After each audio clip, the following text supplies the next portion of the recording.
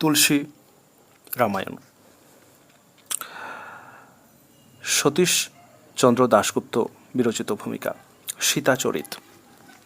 সীতার কথা তুলসীদাসজি বর্ণনা করতে অনেক সময় সংকোচ করেছেন। সে পবিত্রতা ও স্বাভাবিক সুচিতার বর্ণনা করার চেষ্টা করতেও তুলসীদাস থমকে দাঁড়িয়েছেন।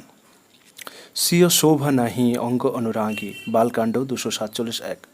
সীতার শোভা বর্ণনা করা যায় না। সীতা জগতের মাতা স্বরূপ ও গুণের খনি। সকল উপমাই সাধারণ স্ত্রীলোকের বেলায় ব্যবহার হওয়ায় সেগুলি সীতার বেলায় আমার কাছে খাটো লাগে। সীতার রূপ সেই জন্য তুলসীদাস বর্ণনা করেননি। মনের ভাবও বর্ণনা করতে অনেক স্থলে সাহস পাননি। রাম হি চিতব নাহি কথনিয়া বালকাণ্ড 242-3। স্বয়ম্বর সভায় রামচন্দ্রকে যেভাবে দেখছিলেন তুলসী তা বর্ণনা করে এসে সীতার বেলায় বলেন, রামকে সীতা যেভাবে দেখছিলেন তা মুখ দিয়ে বলার মতো নয়। সাক্ষাৎভাবে বর্ণনা না করলেও যেখানেই সীতার উল্লেখ করেছেন সেখানেই বিনয়, নম্রতা ও পবিত্রতার স্রোত বইয়ে গিয়েছেন। রামচন্দ্র হরধনু ভঙ্গ করেছেন, তখন সীতাকে নিয়ে সখী রামের গলায় জয়মালা পরিয়ে দিতে গেলেন, কিন্তু যাই সমীপ চিত্র অবরেখী বালকাণ্ড 264-2। রামের নিকট গিয়ে তার সৌন্দর্য দেখে সীতা যেন পটের ছবির মতো হয়ে দাঁড়িয়ে রইলেন। চতুর্সখী রাম উর্মেলি বালকাণ্ড 264-3। চতুর্সখী সীতার অবস্থা দেখে তাকে বুঝিয়ে বললেন যে ওই সুন্দর জয়মালা পরিয়ে দাও।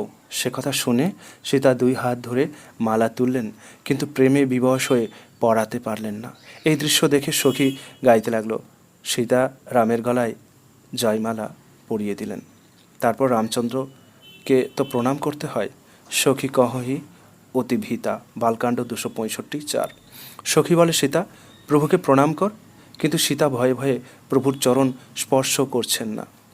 এমনিভাবে সপ্রেমে তুলসীরাম সীতার বিবাহ বর্ণনা করেছেন। সীতার কোমলতা ভেদ করে তার কঠিনতা বের হয়ে পড়ছে যখন রামচন্দ্র তাকে বনবাসে যেতে নিষেধ করছেন। তখন বনের সমস্ত দুঃখই সীতার নিকট সুখদায়কই হবে একথা জানিয়ে বড় দুঃখে তিনি বলে উঠলেন, মই সুকুমারী কহু ভোগু অযোধ্যাকাণ্ড 67-4। আমি সুকুমারী আর তুমি বনে যাওয়ার যোগ্য, তোমারই তপস্যা করা উচিত, আর আমার জন্য ভোগ। এমন কঠোর কথা শুনেও সীতার প্রাণ যাচ্ছে না। অশকই সীত শকি সভারী অযোধ্যাকাণ্ড 68-1। এই কথা বলে সীতা বড় বিকল হলেন। বিচ্ছেদের কথাও সইতে পারলেন না। সীতা সঙ্গে গেলেও কখনো পথের ভার হননি, বরঞ্চ সেবা করার সংকল্প বরাবরই পালন করে গিয়েছেন। যখন রাম সীতা চিত্রকূটের আশ্রম ত্যাগ করে গভীরতর বনে যাওয়ার জন্য চলেছিলেন, তখন পথে অত্রিমুনির আশ্রমে উপস্থিত হলে মুনিস্ত্রী অনুসূয়া সীতাকে বললেন, শুনু সীতা তব কথা সংসারহিত অরণ্যকাণ্ড দোহা 5খ। সীতা, তোমার নাম স্মরণ করে স্ত্রীরা পতিব্রত ধর্ম পালন করবে। তুমি রামের প্রাণ প্রিয়, সংসারের হিতের জন্য কিছু বললাম। অনুসূয়া সতী স্ত্রীকে 4 ভাগে ভাগ করেন, উত্তম, মধ্যম, নিকৃষ্ট ও অধম। তাদের লক্ষণ: উত্তম কে অস নারী জগ সই অরণ্যকাণ্ড 5-6। উত্তম প্রতিবতার মনের ভাব যে জগতে যে অন্য পুরুষ আছে তা সে স্বপ্নেও জানে না। মধ্যম পরপতিকে ভ্রাতা, পিতা ও পুত্রের মতো দেখে। ধর্ম হবে এই বিচার করে যে কুলে থাকে সে নিকৃষ্ট, আর যে অবসর না পাওয়াই কুলে থাকে তাকে অধম জানবে। দণ্ডকবনে সীতাকে রেখে যখন রাম স্বর্ণমৃগ মারতে যাবেন তার কিছু পূর্বে বললেন, শুনহ প্রিয়া রূপ সুবিনীতা অরণ্যকাণ্ড 24-1-2। ব্রত পালনকারিণী সুশীলা প্রিয়া শোনো, আমি কিছু ললিত নরলীলা করব। তুমি আগুনের মধ্যে বাস করো, ততক্ষণ আমি রাক্ষসদিগকে নাশ করছি। এই কথা বুঝিয়ে বলতেই সীতা প্রভুর চরণে হৃদয়ে রেখে আগুনে প্রবেশ করলেন। সীতা সেখানে নিজেরই মতো রূপ ও নিজের সুবিনীত প্রতিবিম্ব রেখে গেলেন। এই শ্লোক দুটির মর্ম আমি ধরতে পারিনি। এর সাধারণ মানে হয় এই যে রামচন্দ্র সীতাকে আগুনের মধ্যে লুকিয়ে ফেললেন ও তার স্থানে রাখলেন এক ছায়া সীতা, এবং পরে রাবণ বধ হলে অগ্নি পরীক্ষা কালে আসল সীতা আগুন থেকে আবার বের হলেন। কিন্তু পূর্বেই যদি সীতা আগুনে প্রবেশ করে থাকেন তবে সীতা হরণের সীতা তার বিলাপ রাম নাম নিয়ে রাবণের হাতেও তার নির্ভয়ে থাকা ও পরে অগ্নি পরীক্ষা এ সমস্তই নিরর্থক হয়। কবির কি গভীর উদ্দেশ্য আছে তা আমি বলতে ধরতে পারিনি। সীতাকে রাবণ অশোক বনে নিয়ে গেলে তিনি রাবণকে যেভাবে তুচ্ছ করেন তা তারই যোগ্য। শঠ শুনে হরি নহি তোহি, সুন্দরকাণ্ড 9:5। দুষ্ট, তুমি খালি ঘর হতে আমাকে হরণ করে এনেছ, অধম নির্লজ্জ, তোমার লাজ নাই। অশোক বনে সীতার পবিত্রতা ও পতিব্রতাই সীতাকে রক্ষা করেছিল। রাম নাম ছাড়া তার আর কোনো সম্বল ছিল না। যে হি বিধি রহতি হরিনাম, অরণ্যকাণ্ড 29 খ। যেভাবে রামচন্দ্র কপট হরিণের পিছনে ছুটলেন, সেই দৃশ্য সীতা হৃদয়ে রেখে হরিনাম জপ করছেন। হনুমান অশোক বনে গিয়ে দেখেন কৃষতনু শীষ গুণশ্রেণী, সুন্দরকাণ্ড 8:4। সীতার শরীর কৃশ হয়েছে, মাথায় এক বেনির জটা হয়েছে। তিনি হৃদয়ে রঘুপতির নাম জপ করছেন। নিজ পদ নয়ন পদ কমল, সুন্দরকাণ্ড দোহা 8। নিচের দিকে মুখ করে বসে নিজের পায়ের দিকে তিনি তাকিয়ে আছেন, আর তার মন রামচরণে লীন হয়ে আছে। রাবণ বধ হলে হনুমান সীতাকে রামের শিবিরে আনতে গেল। হনুমান তখন রাক্ষসীরা তাকে বহু প্রকার সুখধাম স্বনেহি, লঙ্কাকাণ্ড 108:4। দিব্য বসন ভূষণ পরিয়ে দিল, তারা সুন্দর শিবিকা সাজিয়ে আনলো। সীতা আনন্দের সুখধাম প্রেমময় রামকে স্মরণ করে তাতে উঠলেন। চারিদিকে বেদ পানিরক্ষক শিবিকা ঘিরে চলছে। দেখুন ভালু নিবারণ ধায়ে, লঙ্কাকাণ্ড 108:5। তাকে দেখার জন্য বানর ভালুকেরা এলে রক্ষকেরা রেগে মারতে যায়। কহ রঘুবীর রঘুনাথ গোসাই, লঙ্কাকাণ্ড 108:6। রঘুনাথ হেসে বললেন, শাখা আমার কথা শোনো, সীতাকে পায়ে হাঁটিয়ে আনো, বানরেরা তাকে মায়ের মতো করে দেখুক। তখন সীতা অগণিত সন্তানকে আনন্দ দিয়ে হেঁটে এলেন। আসতেই রাম তার কাছে অগ্নি পরীক্ষা দেওয়ার প্রস্তাব করলেন। সীতা লক্ষণকে আগুন প্রস্তুত করতে বললেন। যৌমন বজ শ্রীখণ্ড সামানা, লঙ্কাকাণ্ড 109:4। যদি কায়মন বাক্যে আমার হৃদয়ে রঘুনাথ ভিন্ন অন্য গতি নেই বলে জেনে থাকি, তবে আগুন তুমি সকলেরই গতি জানো, তুমি আমার নিকট চন্দনের মতো হও। পতিব্রতার যিনি মূর্তি, তার কাছে প্রকৃতি বশ্যতা স্বীকার করে। আগুনের তো সীতার কথা মানতেই হবে। সীতা প্রভুকে স্মরণ করে আগুন যেন চন্দন এমনিভাবে তাতে প্রবেশ করলেন। তারপর সীতাকে নিয়ে রামচন্দ্র হনুমানাদির সাথে অযোধ্যায় ফিরে রাম রাজ্য প্রতিষ্ঠা করলেন। সীতা যখন রাজরানী হলেন তখনও পতি অনুকূল মনলাই, উত্তরকাণ্ড 24:2। সীতা সর্বদা প্রতি অনুকূল রইলেন। সীতা শোভাময়ী, সুশীলা, বিনয়বতী। তিনি কৃপা সিন্ধু রঘুনাথের সামর্থ্য জানতেন, মন দিয়ে তার চরণ সেবা করতেন। যদ্যপি গৃহ আয়ুষু অনুসরয়ী, উত্তরকাণ্ড 24:3। যদিও রাজবাড়িতে খুব সেবাকুশল দাসদাসীর অভাব ছিল না, তথাপি সীতা নিজ হাতেই গৃহ পরিচর্যা করতেন ও রামচন্দ্রের আদেশ অনুসরণ করতেন।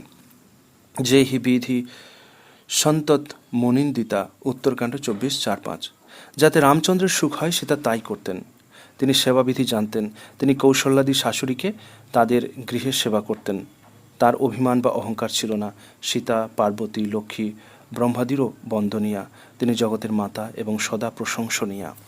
যা সুকৃপা কটাচ্ছ শুভাবহি খেই, উত্তরকাণ্ড দোহা 24। লক্ষ্মীর স্বভাব চঞ্চল। সেই লক্ষ্মীরূপিণী সীতা, যার কৃপা দৃষ্টি দেবতারাও চায়। তিনি নিজের চঞ্চল স্বভাব খুইয়ে অচঞ্চল হয়ে রামচন্দ্রের পদে ভক্তি করতেন। সীতা ভারতের নারীর আদর্শ হয়ে রয়েছেন। পতিভক্তি ও সহজ পবিত্রতাময় তাঁর সমান কেউ নেই। তাছাড়া স্ত্রী ধর্মে নিজে হতেই যে গৃহকার্য করতে হয়, তাও তিনি নিজ আচরণ করিয়েই দেখিয়ে দিয়ে গিয়েছেন। তার কিছুরই অভাব ছিল না। দাসদাসী তো কতই ছিল, তবুও তিনি নিজ হাতে গৃহের ছোট বড় কাজ করে সেই সমস্ত কাজকে মর্যাদা দিয়ে গেছেন। তার প্রভাববশত আজও ভারতের নারীরা শুদ্ধ, পবিত্র ও কর্মঠ আছে। পশ্চিমের বিলাসিতা ও ভোগের আক্রমণ ঠেকিয়ে রেখেছে। রামায়ণে সীতার কথা খুব বেশি জায়গা জুড়ে নেই, কিন্তু তার অস্তিত্ব, তার মধুরতা ও পবিত্রতা রামায়ণের সমস্ত কাহিনী ও ঘটনাকে নিবিড়ভাবে ঢেকে রেখেছে। রামকথার প্রত্যেক অঙ্গই সীতার প্রভাব, সীতার বিশ্বাস, সীতার সেবা, সীতার শীলতা মধুর ও পবিত্র করে রেখেছে। সীতা ভারতের আলো, জগতের আলো। তুলসীদাসের হৃদয় সীতার আলোতে উজ্জ্বল হয়ে রয়েছে। ইতি সীতাচরিত। এরপর লক্ষণ চরিত। রামের সঙ্গে লক্ষণ একেবারে অভিন্নভাবে যুক্ত। বিশ্বামিত্র দুই ভাইকেই রাক্ষস তাড়াতে নিয়ে গেলেন। উভয়েই সমান বীরত্ব দেখান। তারপর লক্ষ্মণের সাথে স্বয়ম্বর সভায় আমাদের পরিচয় হয়। লক্ষ্মণ জেনেছেন যে তার রামচন্দ্র বিশ্বপিতা, সমর্থ ও সকল কর্মকুশল। এই বিশ্বাসে লক্ষ্মণের কাজের পথ সোজা হয়েছিল, কোথায় কিছু আটকায়নি। রাজারা ধনুক ভাঙতে না পারায় জনকের খেদে লক্ষ্মণ যে উত্তর দেন তা পূর্বেই বলেছি। সে তেজপূর্ণ উত্তরের মধ্যেও রামের প্রতি নির্ভরতার ভাব ফুটে উঠেছে। তার নিজের শক্তির বড়াই কিছু নেই, রাম আজ্ঞা দিলে তিনি সবই করতে পারেন। যৌ তোমার পিনাক পুরানা, বালকাণ্ড 253-2-3। তোমার আজ্ঞা পেলে খেলার গুলির মতো ব্রহ্মাণ্ড উঠাতে পারি ও কাচের পাত্রের মতো ভেঙে ফেলতে পারি, মেরু পর্বতকে মূলোর মতো ভাঙতে পারি। এ সমস্তই হে ভগবান রাম, যখন তোমার মহিমায় করা যায় তখন আর এই পুরনো ধনুকটার কথা কি? সেই স্বয়ম্বর সভাতেই পরশুরামের সঙ্গে লক্ষ্মণের কথা কাটাকাটি হয়। পরশুরাম রেগে অস্থির, যে হরধনু ভেঙেছে তাকে তিনি সাজা দেবেন। লক্ষ্মণ এগিয়ে বললেন, মুনি অত রাগ করা কেন? একটা পুরনো ধনুক ভেঙেছে, সেজন্য অত রাগের প্রয়োজন কি? কিন্তু সে কথা কে শোনে? পরশুরাম বড়ই দুর্বাক্য বলতে লাগলেন। লক্ষ্মণ বললেন, কোটি কুলিশ বান কুঠারা, বালকাণ্ড 273-4। কিন্তু তাতে মুনি আরও চোটে লক্ষ্মণকে কাটতে চান, কিন্তু ছেলে মানুষ বলে না কেটে বিশ্বামিত্রকে বলেন, এই ছেলেটিকে বুঝিয়ে দাও আমি কে। কিন্তু ইতিপূর্বে পরশুরাম নিজেই তার বীরত্বের কথা খুব জোরেই জাহির করেছেন, সেই জন্য লক্ষ্মণ শ্লেষ করে বললেন, লক্ষণ কহেও বরণই পারা, বালকাণ্ড 274-3। মুনি আরও তেলেবেগুনে জ্বলে উঠলেন। লক্ষ্মণের শ্লেষ তার অসহ্য হয়েছে, রাগে তিনি কাঁপতে লাগলেন। রাম বলেন, মুনি রাগ করবেন না, দুধ মুখ ছোট ছেলে আপনাকে চিনে নাই। পরশুরাম আরও রেগে গেলেন, বললেন, গৌর শরীর পয়মুখ নাহি, বালকাণ্ড 277-4। ওর শরীর গৌর, কিন্তু মনটাই কালো। ও দুমুখে ছিল নয়, ওর মুখ বিষে ভরা। পরশুরাম রাগে কাঁপছেন, এই মারেন তো সেই মারেন। তখন লক্ষ্মণের না আছে ভয়, না আছে রাগ, তিনি তবুও তামাশাই করতে লাগলেন। লসন কহেও পাই পিরানে, বালকাণ্ড 277, চৌপাই 278-1। লক্ষ্মণ হেসে বলেন, মুনি ক্রোধ হচ্ছে পাপের মূল। এই ক্রোধের বশেই লোকে অনুচিত কাজ করে ও বিশ্ব প্রতিকূল হয়। হে মুনি, আমি তোমার অনুচর, রাগ ছেড়ে এখন আমার উপর দয়া করো। রাগ করলে তো আর ভাঙা ধনুক জুড়বে না, দাঁড়িয়ে দাঁড়িয়ে পায়ে ব্যথা হয়ে থাকবে। এবার উপবেশন করো। মুনি আরও জ্বলতে লাগলেন। লক্ষ্মণের এক একটা শ্লেষের কথা মুনিকে বাণের মতো বিঁধছিল, উত্তর জোগাচ্ছিল না। তিনি কেবল নিজের দর্প করছিলেন ও মারার ভয় দেখাচ্ছিলেন। মুনির বড় দুরবস্থা হলো, তিনি রাগে হীনবল হয়ে গেলেন। মারব করে ধমকাচ্ছেন, কিন্তু রাগের শরীর থেকে মারার শক্তিও চলে গেল। মুনি খেদ করে বলে উঠলেন, বহই না হাথু কৃপা কষি কাউ, বালকাণ্ড 281। মারার জন্য হাত উঠছে না, আমার এই নৃপঘাতী কুঠার আজ মারতে কুণ্ঠিত হচ্ছে। বিধি আমার প্রতি বাম হলেন, আমার স্বভাবই বদলে দিলেন। আমার হৃদয়ে এই বালকের জন্য কৃপার ভাব কোথা থেকে এলো? লক্ষ্মণের অমল নির্ভীকতা ও সহজ চটলতা এই কথাবার্তার সুন্দর প্রকাশ হয়ে পড়েছে। লক্ষ্মণ অপরের সাথে কথায় পটু হলেও রামের কাছে বেশি কথা বলার সাহসই তার নাই। যখন রাম বনে বনে যাবেন ঠিক হয়েছে, সীতাও সঙ্গে যাওয়ার অনুমতি নিয়েছেন, তখন লক্ষ্মণ যেতে চাইলে রাম বললেন যে লক্ষ্মণের থাকাই উচিত ও ধর্মসঙ্গত, কারণ শোকে বিকল রাজা রানী মলিন হয়ে আছেন। লক্ষ্মণের প্রতি উত্তরে সানুনয়ে যে কথাটা জানালেন তাতে যুক্তি নেই, কেবল প্রেম আছে। মোরে সবই কি সই, অযোধ্যাকাণ্ড 72-3-4।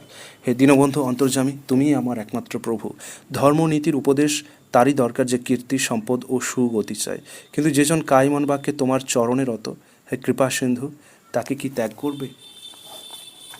রামের নিকট থেকে লক্ষ্মণ সঙ্গে যাওয়ার অনুমতি পেলেন, কিন্তু আবার মায়ের অনুমতিও তো নিতে হয়। মা লক্ষ্মণের কাছে ঘটনা শুনেই শোকে ব্যাকুল হলেন। লক্ষ্মণের ভয় হলো। লক্ষণ লাখেও করব অকাজু, অযোধ্যাকাণ্ড 72-4। লক্ষ্মণ দেখলেন আজ অনর্থ হবে, এই স্নেহবশেই মা অকাজ করবেন। কিন্তু লক্ষ্মণের সৌভাগ্য যে সুমিত্রা সব কথা শুনে নিজেই বললেন, অত তোমাহারি কহু নাহি, অযোধ্যাকাণ্ড 74-1-2। পুত্র, সীতাই তোমার মা, আর রামই তোমার সর্বপ্রকারের স্নেহময় পিতা। যেখানে সূর্যের উদয় সেখানেই যেমন দিন, তেমনি যেখানে রাম সেখানেই অযোধ্যা। যদি সীতারামই বনে যায় তবে অযোধ্যায় তোমার কিছু কাজ নেই। লক্ষ্মণ সঙ্গে চললেন। রাম সীতাকে রক্ষা করা তার প্রধান কাজ। দিনে সঙ্গে সঙ্গে থাকতেন, রাত্রিতে পাহারা দিতেন। এই সেবা 14 বছর সমানে লক্ষণ করে গেছেন। প্রথম রাতে শৃঙ্গবেরপুরে যখন রাম সীতা গাছতলায় পাতার বিছানায় শুলেন, তখন লক্ষণ কহুক কচুক দূরি বৈঠি বিরাসন, অযোধ্যাকাণ্ড 90:1। কিছু দূরে বান সরাসন সাজিয়ে বিরাসনে বসে জাগতে লাগলেন। যখন সীতা কাছে নেই, তখন যেন লক্ষণ আরও নিবিড়ভাবে রামকে সঙ্গ দিতে লাগলেন। লক্ষণ তখন বেদ, শ্রুতি, ধর্ম, ইতিহাস, পুরাণের কথা রামকে জিজ্ঞেস করতেন ও সেই সম্বন্ধে আলোচনা করতেন। সীতার বিরহ ব্যথায় যতটা রামকে স্বস্তি দেওয়া সম্ভব, এই রূপে তিনি তা দিতে লাগলেন। প্রতিজ্ঞা অনুসারে রাম নগরে যাওয়া ত্যাগ করেছিলেন। দুবার, একবার বালিবধের পর সুগ্রীবকে রাজ্য দেওয়ার সময়, আর একবার বিভীষণকে লঙ্কায় রাজপদে অভিষিক্ত করার সময় নগরে যাওয়ার প্রয়োজন হয়। দুবার লক্ষণের দ্বারা সেই কাজ করানো হয়। লক্ষণ কেবল যে এই মধুর কর্তব্য পালন করেই নিষ্কৃতি পেয়েছেন তা নয়, যখন সীতার অগ্নি পরীক্ষা হবে তখনও সীতা লক্ষণকেই বলছেন লক্ষ্মণ হু না ও, লঙ্কাকাণ্ড 109:1-2। লক্ষণ, তুমি ধর্মের সাথী হও, শীঘ্র আগুন জ্বালাও। লক্ষণ সীতার বিরহ, বিবেক ও ধর্মনীতি পূর্ণ কথা শুনে সজল চোখে হাত জোড়ো করে রইলেন। প্রভুর কাছে কিছু বলতে পারলেন না। এই দুঃখদায়ক কার্য লক্ষণকেই করতে হলো। লক্ষণ নিজের কর্মশক্তির উপর অনেকখানি বিশ্বাস করতেন, দৈবকে বড় আমল দিতে চাইতেন না। নাথ দৈব কর আলসী পুকারা, সুন্দরকাণ্ড 51:2। যখন সমুদ্র পার হওয়ার কথা নিয়ে পরামর্শ হচ্ছিল, তখন বিভীষণ বললেন, প্রভু, তুমি বান দিয়ে সমুদ্র শুকিয়ে ফেলতে পারো, কিন্তু তার পূর্বে সমুদ্রকেই একবার স্তুতি করে দেখো। রাম তাতেই রাজি হলেন, কিন্তু লক্ষণের তা ভালো লাগলো না। লক্ষণ বলেন, নাথ, দৈবের ভরসা কি? তুমি ক্রুদ্ধ হয়ে সমুদ্র শুষে ফেলো। ভীরুদের মনে একই আশ্রয় আছে, অলস লোকেরাই দৈব বলে চেঁচায়। দৈবের প্রতি লক্ষণের এই তো মনোভাব। সেই লক্ষণকে যখন দৈবের হাতেই সীতাকে ফেলে দিতে হলো, তখন নিজের হাতে আগুন জ্বালিয়ে সীতাকে তার প্রবেশ করার জোগাড় করতে দিতে হলো।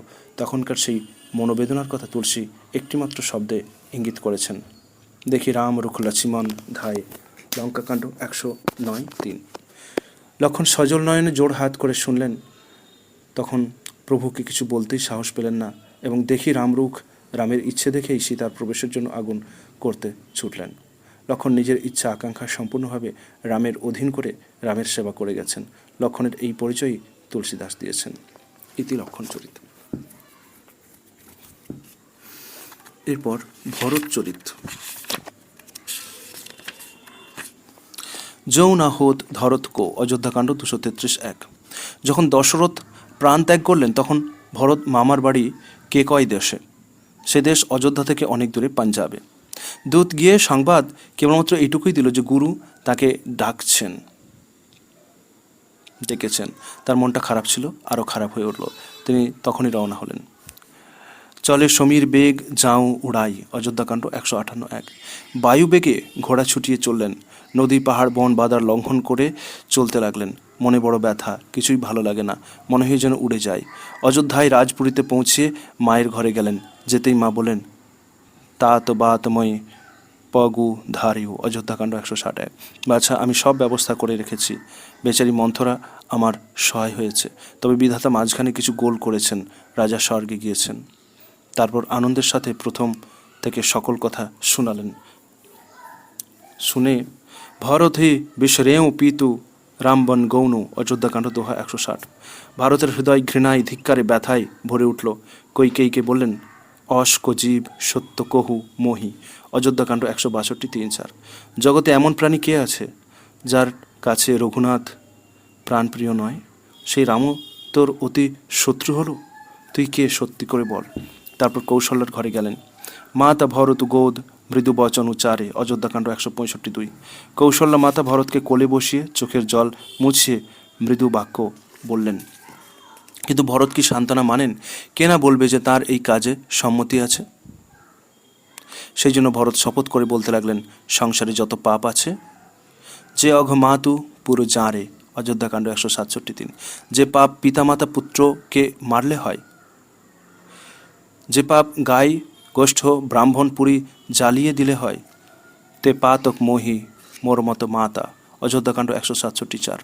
সেই সকল পাতক আমার হোক, বিধাতা তাই করুন, যদি মা আমার কৈকেয়ীর কাজে সম্মতি থাকে।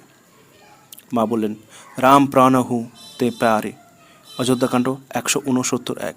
রাম যে তোমার প্রাণেরও প্রাণ, তুমিও রঘুপতির প্রাণাধিক প্রিয়। অশোকহি মাতু নয়ন জলছায়ে, অযোধ্যাকাণ্ড 169:3। এই বলে মা ভরতকে বুকে নিলেন। মায়ের স্তন থেকে দুধ গড়িয়ে পড়তে লাগলো, চোখ জলে ভরে গেল। কিন্তু ভরতের জ্বলুনি যায় না। পিতার সব রেখে দেওয়া হয়েছিল, তা দাহ করার পর শুচি শুদ্ধ হয়ে রাজসভায় সকলে বসলে বশিষ্ঠ বললেন, পিতার আজ্ঞা পালন করতে হয়, তোমার রাজ্যাভিষেক করতে হয়। মায়েরা ধরলেন, তুমি ভরত আমাদের অবলম্বন, তুমি রাজা হও। সচিব অনুনয় করতে লাগলেন। ভরত ধিক্কার দিয়ে গর্জে উঠলেন, কৈকেয়ী সুমন অধমকে রাজ। অযোধ্যাকাণ্ড দোহা 178। কৈকেয়ীর পুত্র কুটিলমতি, রাম বিমুখ, নির্লজ্জ আমার মতো অধমের রাজ্যে যে তোমরা সুখ চাও, সে কেবল মোহ বসে। লক্ষণ রাম তুমহ টিকা, অযোধ্যাকাণ্ড 180:2-3। লক্ষণ রাম সীতাকে বনে দিয়ে কৈকেয়ী উপকার করেছে, আর পতিকে স্বর্গে পাঠিয়ে তার উপকার করেছে। নিজে বৈদব্য ও অপযশ নিয়েছে, প্রজাকে শোক সন্তাপ দিয়েছে। এটা থেকে কৈকেয়ী পুত্র আমার আর কি ভালো হতে পারে? তার উপরেও আবার তোমরা আমাকে রাজতিলক দিতে চাও। কৈকেয়ী জঠর জনমী অনুচিত নাহি, অযোধ্যাকাণ্ড 180:4। কৈকেয়ীর জঠরে জন্মে আমার পক্ষে কিছুই জগতে অনুচিত হবে না। কিন্তু গুরুও তো তাকে রাজা হওয়ার জন্যই বুঝাচ্ছেন। গুরুর কথা তো উপেক্ষা করা কঠিন, তাই দুঃখের সাথে বলছেন, গুরু বিবেক সবু কই, অযোধ্যাকাণ্ড 182:1। সংসারে সকলেই জানে গুরু বিবেকের সাগর। হাতের মুঠোর মধ্যে যেমন আমলকি, সারা জগৎটা গুরুর কাছে তেমনি। সেই গুরুও আমাকে অভিষেক করতে চান।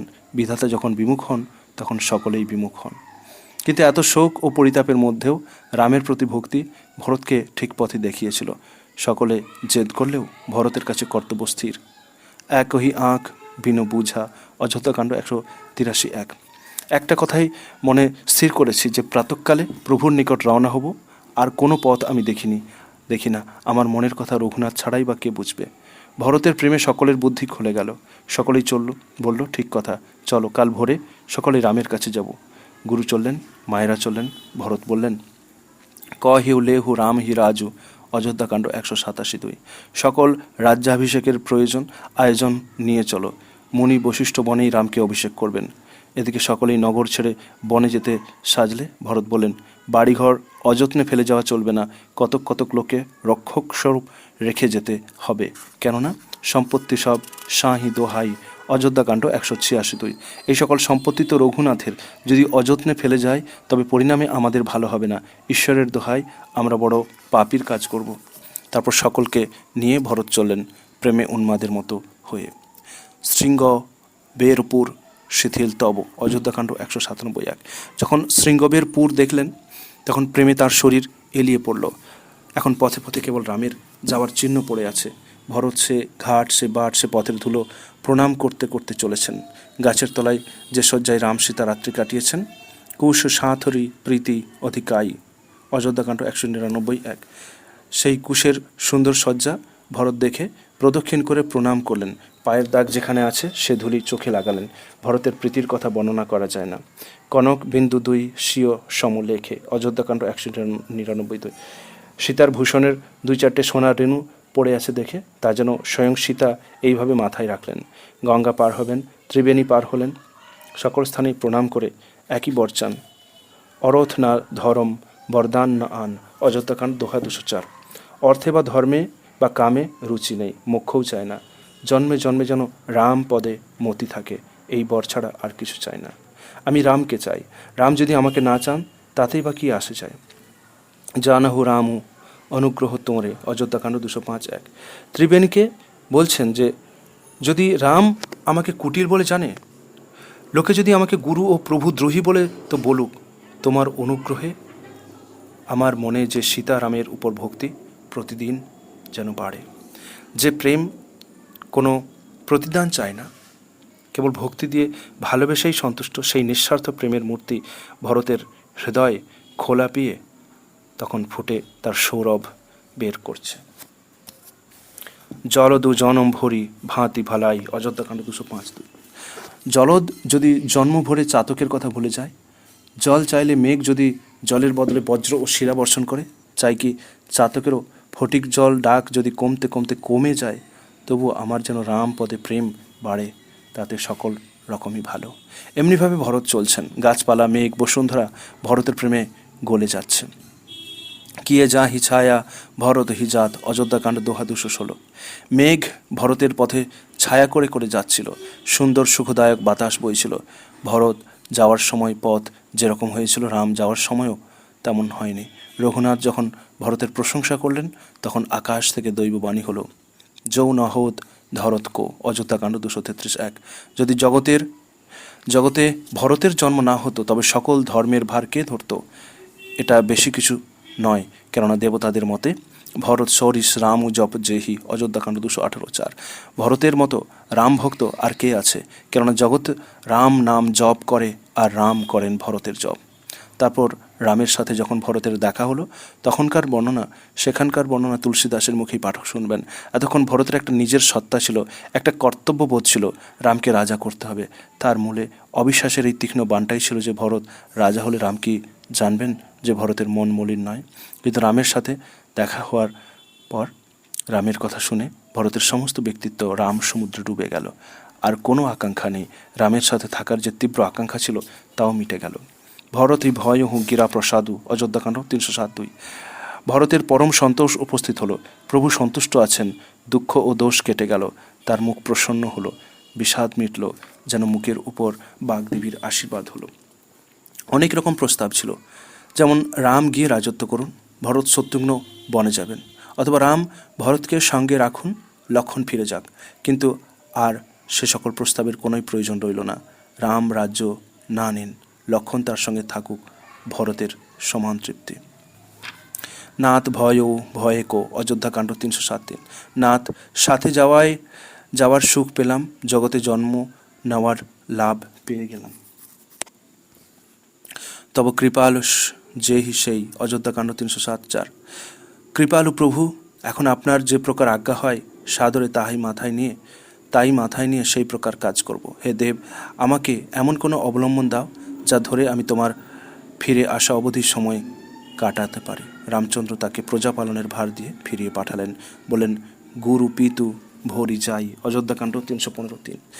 গুরু পিতা মাতা প্রভুর আজ্ঞা মেনে যদি কঠিন পথে চলতে হয়, তবু পা ফসকাবে না, এই বিচার করে এবং সকল শোক ত্যাগ করে আমার বনবাসের শেষ পর্যন্ত অযোধ্যা পালন করো। দেশু কোষু প্রজা রাজধানী, অযোধ্যাকাণ্ড 315:4।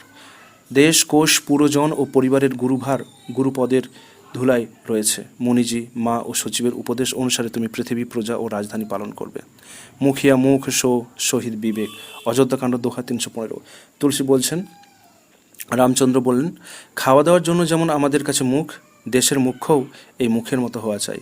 মুখ খায়, কিন্তু তাতে সকল অঙ্গ পুষ্ট ও পালিত হয়। তেমনি মুখিয়া বা মুখ্যও বা রাজাও প্রজার নিকট হতে নিজের খাদ্য বা কর নিয়ে সকল অঙ্গের পোষণ ও বিবেকের সাথে পালন করবে। রাজধর্ম সরবসু এত নই, অযোধ্যাকাণ্ড 316:1। এটাই রাজধর্মের সার কথা। তারপর একটা আশ্রয়স্বরূপ প্রভুর পাদুকা নিয়ে ভরত ফিরে এলেন। সিংহাসন প্রভু বৈঠারে নিরুপাধি, অযোধ্যাকাণ্ড 323।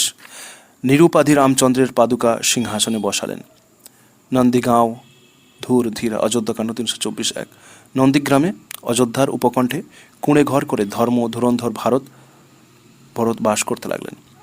জটাজুট শির ঋষিধরম সপ্রেমা, অযোধ্যাকাণ্ড 342:2। মাথায় জটা ধারণ করে মাটি খোঁড়ে তাতেই কুশের শয্যায় শুয়ে অসন বসন বাসন ব্রত ও নিয়ম বিষয়ে ঋষিদের কঠিন কর্ম প্রেমের সাথে তিনি পালন করতে লাগলেন। ভরতের তপস্যা কেন? শুনি ব্রত নেম দলনে দীনেশু, অযোধ্যাকাণ্ড 326:2-3। ভরতের ব্রত নিয়মের কথা শুনে সাধুদেরও সংকোচ হয়, তার অবস্থা দেখে মুনিরাজেরাও লজ্জা পান। ভরতের আচরণ পরম পবিত্র, মধুর, কল্যাণপ্রদ ও মঙ্গলদায়ক। তার কলির কঠিন ক্লেশ হরণ করি, তা মায়ামোহের নিশি দূর করতে সূর্যের ন্যায়। পাপপুঞ্জ সুধা কর সারু, অযোধ্যাকাণ্ড 326:4।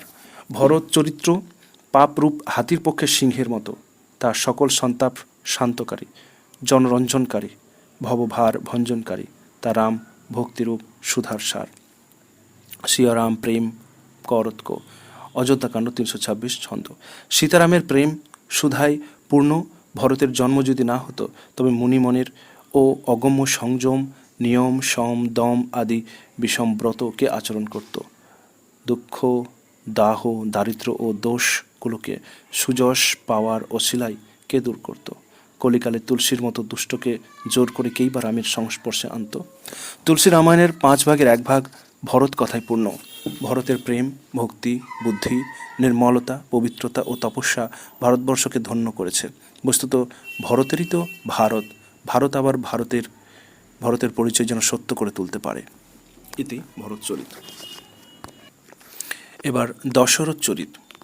জিয়ত রাম বিধু মরণ সমারা, অযোধ্যাকাণ্ড 156:1। দশরথ ও কৌশলা ছিলেন পূর্বজন্মে মনু ও শতরূপা। তারা অনেক সহস্র বৎসর তপস্যা করার পর রামের মূর্তিতে ভগবানের দেখা পান। বর চাইতে বললে বর চান, তোমার মতো পুত্র চাই। ভগবান মুশকিলে পড়লেন, তার মতো পুত্র কোথায় পাবেন? দেখি প্রীতি হব মই আই, বালকাণ্ড 150:1। তাদের প্রীতি দেখে, অমূল্য কথা শুনে করুণানিধি বললেন তথাস্তু, আর বললেন নিজের মতো আর কোথায় খুঁজতে যাব? হে রাজা, আমিই গিয়ে তোমার পুত্র হব।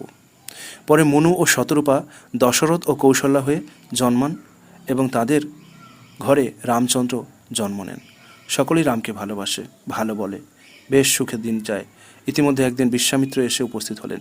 রাজা দশরথ বহু সম্মানের সাথে আতিথ্য সৎকার করে মুনির আগমনের কারণ জিজ্ঞাসা করলেন।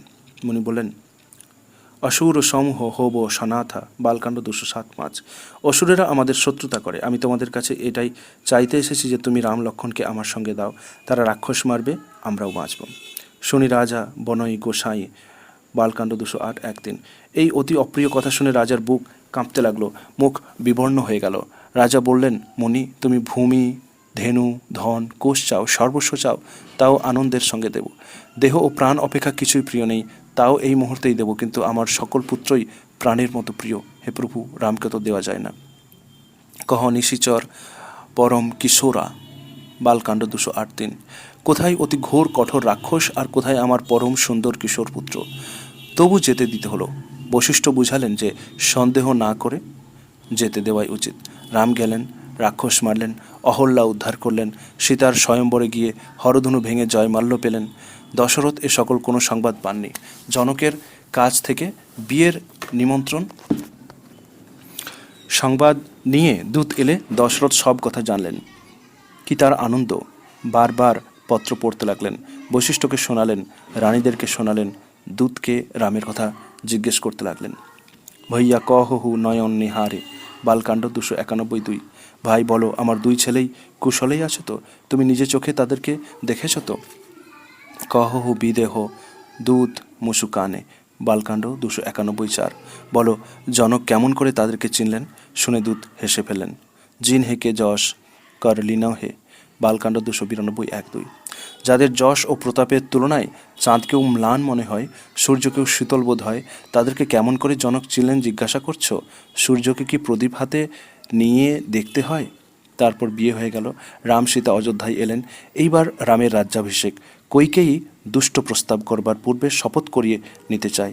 তাই রাজাকে আহত করে কৈকেয়ী বলল, বারবার বর দিবে বলো, কিন্তু দাও না।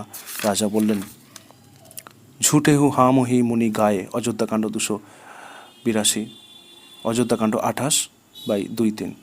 অসত্যের মতো পাপ নেই। যেমন কোটি কোটি কোঁচ একত্র করলেও পাহাড়ের সমান হতে পারে না, তেমনি কোটি কোটি অন্য পাপ একটা অসত্যের সমান নয়।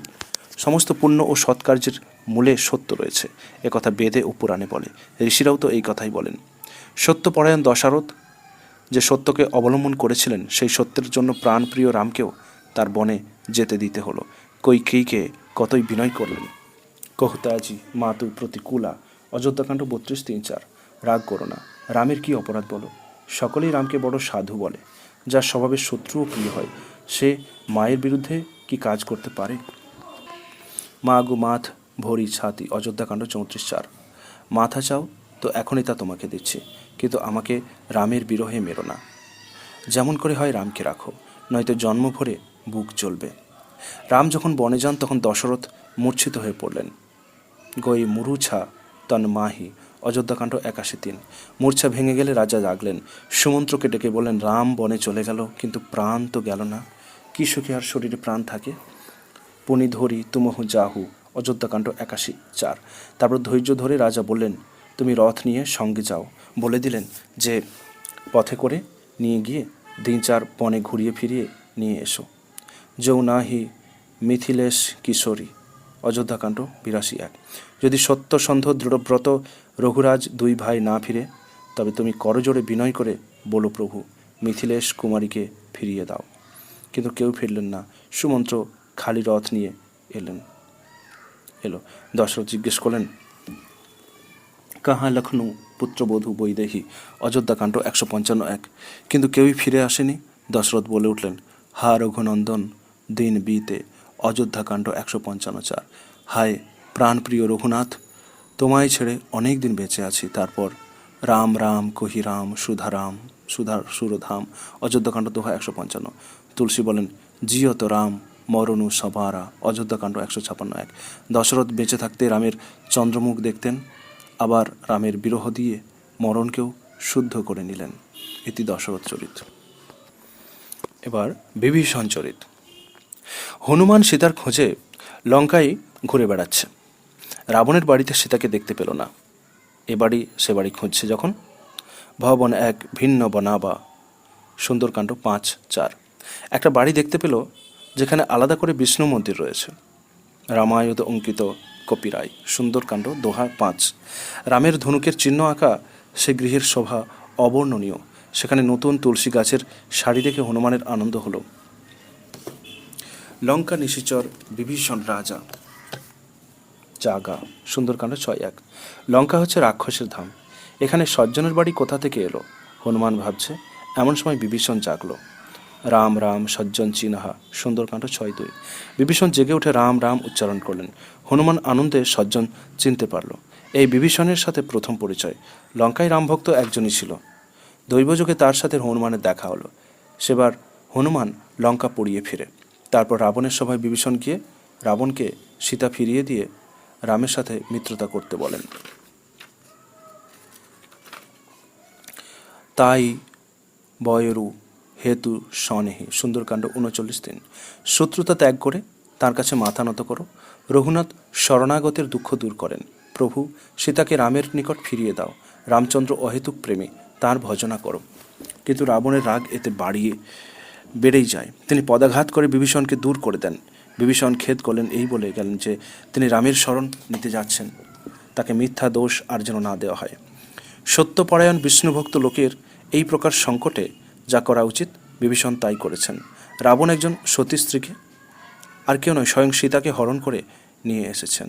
এই পর স্ত্রীর অপহারীকে প্রশ্রয় যে দেয় সেও পাপ করে। রাবণের হিতাকাঙ্ক্ষীরা তাকে বারণ করেছে। মন্দোদরী অনেক হাতে পায়ে ধরেছেন, মাল্যবন্ত নিষেধ করেছেন, কিন্তু কিছুতেই কিছু হয়নি। যে বাড়ির কর্তা এইরূপ দুষ্কার্য করতে থাকে, তখন তার প্রতি সদয় ব্যবহারই হচ্ছে তার সংস্রব ত্যাগ করা, সে যাতে শুদ্ধ হয় সেই পথ নেওয়া। বিভীষণ এই পথ নিয়েছিলেন। বিভীষণ একদিনের ব্যবহারেই কিছু বিরক্ত হয়ে রাবণের সংস্রব ত্যাগ করেনি। বারবার রাবণের সংসারিক ক্লেশে নিজ ধর্ম বাঁচিয়ে বাস করে আসছিলেন। যখন হনুমানের সাথে প্রথম দেখা হয়, তখন বিভীষণ দুঃখ করে নিজের অবস্থার বর্ণনা দেন। তা এই, শুনহ পবন সুত জীব বিচারী, সুন্দরকাণ্ড 7:1। হে হনুমান, আমার অবস্থার কথা শুনো। দাঁতের ভিতর জীবকে যেভাবে সর্বদা জাগ্রত ও সশঙ্ক থাকতে হয়, আমাকেও তেমনিভাবে থাকতে হয়। একটু অসতর্ক হলেই পতন। তিনি সৎভাবে ও সাহসের সাথে কর্তব্য পালন করেছিলেন। তিনি কেবল ধর্মপ্রেরণায় রামের কাছে গিয়ে শরণ নেন। কোনো মন্দ ইচ্ছা বা স্বার্থ বা ভয় তার ছিল না। রামের সাথে দেখা হলে বিভীষণের হৃদয়ে এর পরিচয় পেয়ে রাম বললেন, শুনো লঙ্কেশ প্রিয় মোরে, সুন্দরকাণ্ড 49:1। হে লঙ্কাপতি, তোমার মধ্যে সকল গুণ রয়েছে, এই জন্য তুমি আমার অতিশয় প্রিয়। বিভীষণের মতো সজ্জন রামের নিকট কেন? রামও বলছেন, অসজ্জন ধনু জয়সে, সুন্দরকাণ্ড 48:4।